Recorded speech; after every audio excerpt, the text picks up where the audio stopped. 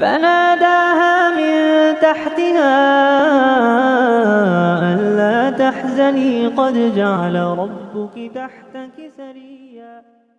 فحملته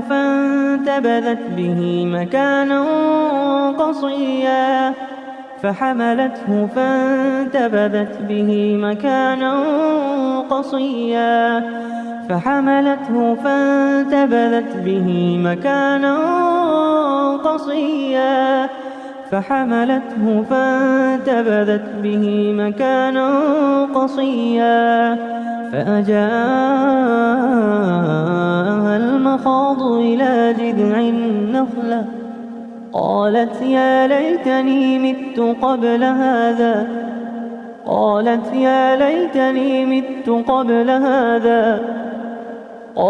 يا ليتني مت قبل هذا وكنت نسيا منسيا فناداها من تحتها ألا تحزني قد جعل ربك تحتك سريا وهزي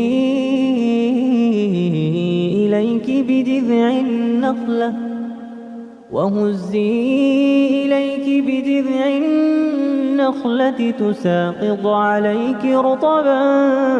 جنيا فكلي واشربي وقري عينا فإما ترين من البشر أحدا فقولي إني نذرت للرحمن صوما فلن نكلم اليوم إنسيا